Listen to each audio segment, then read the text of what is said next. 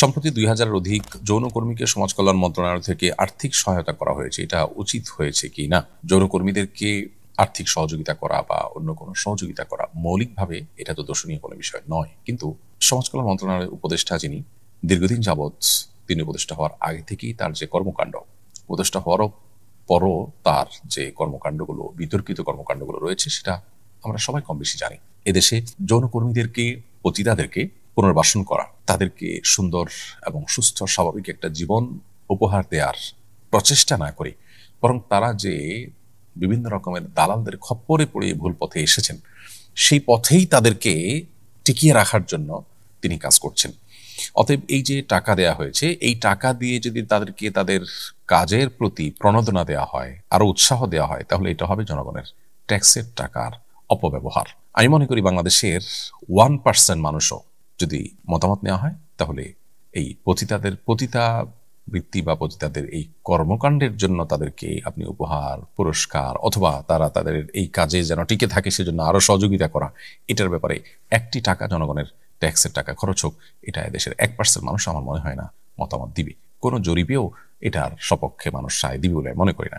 এটা সমাজ কল্যাণ উপদেষ্টা কেন দেশের সবাই জানেন, প্রত্যেকটা মানুষ বুঝেন দেশের মানুষের মেন্টালিটি এবং মানসিকতা। তারপরে জনগণের টাকাকে জনগণের ইচ্ছার বাইরে ব্যবহার করা, এই স্বেচ্ছাচারী মনোভাব এবং এই ধরনের মানসিকতা সম্পন্ন মানুষজন যারা আছে তারাই কিন্তু অনবরত আমাদেরকে সকাল বিকাল মানবাধিকারের সবক শোনায়, মানুষ অধিকারের সবক শোনায়। জনগণের ট্যাক্সের টাকাকে আপনার খেয়াল খুশি মতো ব্যবহার করার অধিকার আপনাকে কে দিয়েছে? এদেশের মানুষ কি পতিতাবৃত্তিকে পছন্দ করে না ঘৃণা করে? যদি ঘৃণা করে তাহলে জনগণের ট্যাক্সের টাকাকে তাদের ঘৃণার কাজে আপনি ব্যয় করতে পারেন না। তবে হ্যাঁ, আপনি যদি পতিতাদের পুনর্বাসন করার জন্য টাকা দেন এবং তাদেরকে সেখান থেকে উদ্ধার করে তাদেরকে সুন্দর একটা জীবন যাপন করার সুযোগ করে দেন, একটা চাকরির ব্যবস্থা করে দেন, থাকা খাওয়ার ব্যবস্থা করে দেন, এদেশের কোনো মানুষ সেখানে ভিন্ন মত পোষণ করবে না। প্রত্যেকটা মানুষ সেখানে সাধুবাদ জানাবে। সমাজ কল্যাণ উপদেষ্টা এদেশের সবচেয়ে বিতর্কিত মানুষগুলোর মধ্যে থেকে একটি। সমকামিতার মতো অপরাধ যেটি প্রচলিত আইনে অপরাধ হিসেবে উল্লেখ করা রয়েছে এবং শাস্তিযোগ্য অপরাধ হিসাবে রীতিমতো আইনে রয়েছে, সেই বিষয়টিকে নর্মালাইজ করার জন্য তিনি চেষ্টা করছেন। অর্থাৎ আইন প্রণেতা যে সেই আইন প্রণেতা ভূমিকায় থেকে, যদিও তিনি সংসদ সদস্য নন, তিনি উপদেষ্টা ইন্টারিম গভর্নমেন্টের, তারপরেও তার এই আইনকে সংরক্ষণ করা বা আইন এবং বিচার কার্য যেন আইন আলোকে প্রতিষ্ঠিত হয়, পরিচালিত হয়, সে বিষয়গুলো দেখভাল করার জন্য দায়িত্বশীল যিনি, তিনি নিজে সেটাকে লঙ্ঘন করার জন্য অপচেষ্টায় রত এবং লিপ্ত আছেন। তো এরকম একজন মানুষ দ্বারায় এই যে আপনার পতিতাদের মধ্যে জনগণের ট্যাক্সের টাকা বিতরণ করার উদ্যোগ নেওয়া হয়েছে, সেটা সন্দেহাতীতভাবে সমালোচনাযোগ্য এবং সেটা সন্দেহাতীতভাবে জনগণের ট্যাক্সের টাকাকে নিজের খেয়াল খুশি মতো, নিজের যে মানসিকতা তিনি সারা জীবন লালন করেছেন, দেশে পতিতা সংখ্যা বাড়ানোর জন্য যারা কাজ করছেন তাদের সেই দালালদের কাজটাকে যেন তিনি আরো সাহায্য করলেন এবং তাদের কাজটাকে যেন আরো বেশি তিনি প্রমোশন করলেন এবং সেটাকে আরো যেন টাকা পয়সা দিয়ে এস্টাবলিশ করার চেষ্টা করলেন। বিধায় সন্দেহাতীতভাবে এটা নিন্দনীয় কাজ এবং এ ধরনের নিন্দনীয় কাজ তিনি অনবরত করে যাচ্ছেন। কি যোগ্যতায় তিনি এই পদে এসেছেন সেটা একমাত্র তিনি জানেন এবং যারা তাকে বসিয়েছেন তারা বলতে পারবেন। তো হারাম মানে কি? নিষিদ্ধ বিষয় বোঝানোর জন্য হারাম শব্দ বলা হয়। আবার শুনি হারাম মাস মসজিদুল হারাম। একটি টেলিভিশন চ্যানেলে এক আলোচক বলেছেন, দুই হারামের উচ্চারণগত পার্থক্য আছে, উচ্চারণগত পার্থক্যটা অর্থসহ বুঝিয়ে বলবেন প্লিজ। দেখুন, হারাম মানে নিষিদ্ধ, আবার হারাম মানে সম্মানিত। মসজিদুল হারাম মানে হলো সম্মানিত মসজিদ, হারাম মাস আশহুরে হুরুম মানে হলো সম্মানিত মাসসমূহ। তাহলে একদিকে আমরা হারাম শব্দের অর্থ দেখতে পাচ্ছি নিষিদ্ধ, আবার অপরদিকে আমরা দেখতে পাচ্ছি হারাম শব্দের অর্থ সম্মানিত। এই দুই হারামের মধ্যে কোনো হা বা যে বর্ণটি আছে, এই হা অক্ষরটির উচ্চারণের মধ্যে কোনো পার্থক্য আছে কিনা, বড় হা ছোট হা এরকম কোনো উচ্চারণের মধ্যে পার্থক্য আছে কিনা? বাংলা যেরকম প এবং ফ এই দুইটার মধ্যে পার্থক্য আছে, ব এবং ভর মধ্যে পার্থক্য আছে, বাবা এবং ভাবা দুই জিনিস। এখানে হারাম অর্থ সম্মানিত, আবার হারাম অর্থ নিষিদ্ধ, এই দুইটার মধ্যে হা বর্ণের মধ্যে কোনো পার্থক্য আছে কিনা, বড় হা ছোট হা? উত্তর হলো না, এই বর্ণের মধ্যে কোনো পার্থক্য নেই, দুইটাই বড় হা। অর্থাৎ হারাম কণ্ঠনালী থেকে যেটিকে আমরা উচ্চারণ করি সেই হাই একটাই, হা বর্ণ একটাই, কিন্তু অর্থ দুইটা। এখন প্রশ্ন হতে পারে যে একই শব্দের বিপরীতমুখী অর্থ কিভাবে হয় বা দুইটা অর্থ কিভাবে হয়? মূলত এখানে অর্থ একটাই, সেটা হলো হারাম শব্দের অর্থ সম্মানিত, এটা হলো মূল অর্থ। এখন কথা হলো যে তাহলে নিষিদ্ধ কিভাবে হয়?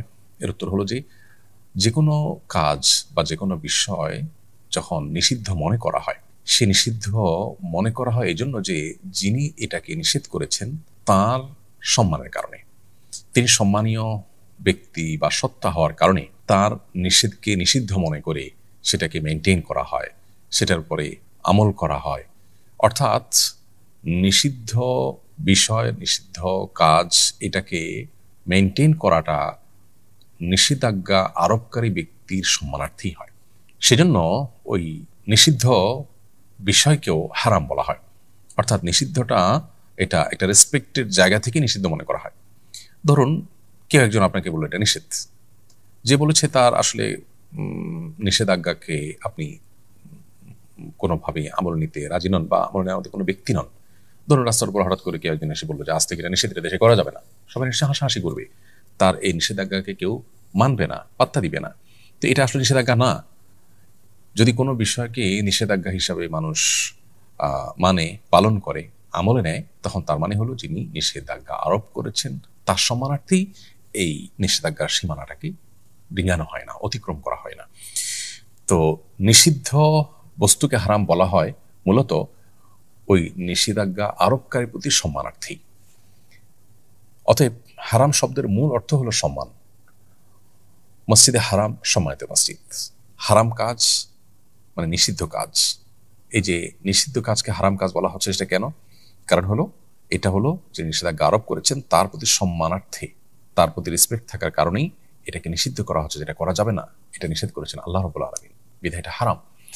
এই যে আল্লাহর প্রতি রেসপেক্ট থেকে যেটা করা হচ্ছে না, সেটাকেই হারাম বলা হচ্ছে। নিষিদ্ধ বলা হলেও সেটাও মূলত সম্মান প্রদর্শনের খাতিরেই কিন্তু আমরা মেনটেন করে চলেছি, সে অর্থেও এটাকে নিষিদ্ধ করা হচ্ছে। অর্থাৎ এখানে নিষিদ্ধ হলেও সেখানে সম্মান প্রদর্শনের একটা দিক আছে, সে অর্থে বা সেই দিক থেকেই কিন্তু সেটাকে হারাম বলা হয়। তো এজন্য একই শব্দের অর্থ কখনো নিষিদ্ধ হয়, আবার কখনো সম্মানিত হয়, কখনো মূল অর্থটাই হয়, আবার কখনো মূল অর্থের আলোকেই নিষিদ্ধ অর্থটি ব্যবহার করা হয়। এর বাইরে ছোট হা দিয়ে যে হারাম হয়, যেটাকে হায়ে হাউয়াজ বলা হয়, বা ছোট হা আমরা যেটাকে বলি, সেই ছোট হা দিয়ে হারাম যেটাকে বলা হয় সেটা হলো অনেক অর্থই হয়। তার মধ্যে থেকে একটা অর্থ হলো ত্রিভুজ, ত্রিভুজ টাইপের আপনার বড় কোনো প্রাসাদ, ভবন, ভবনের নকশা, এগুলোকে হারাম বলা হয়। আর এর বাইরে আল হারাম এ শব্দটি হাদিসে এসেছে বার্ধক্যজনিত যে কষ্ট বা মানুষের বয়োবৃদ্ধ হওয়ার যে অবস্থা, সেটাকে হারাম বোঝানো হয়। নবী করিম সাল্লাল্লাহু আলাইহি ওয়াসাল্লাম আল্লাহর কাছে দোয়া করতেন, আল্লাহুম্মা ইন্নী আউযু বিকা মিনাল কাসাল, আল্লাহ আপনার কাছে আমি অলসতা থেকে পানা চাই।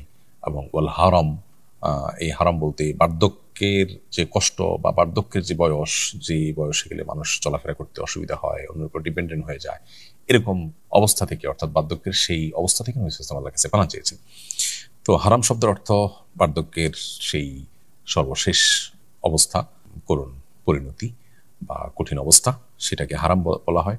আবার হারাম শব্দের আরো অন্য অর্থ আছে, কিন্তু হারাম শব্দটি সম্মানিত, এটি হলো মূল অর্থ, এবং নিষেধাজ্ঞার অর্থ বোঝানো হয় বা নিষেধাজ্ঞার অর্থে ব্যবহার করা হয়।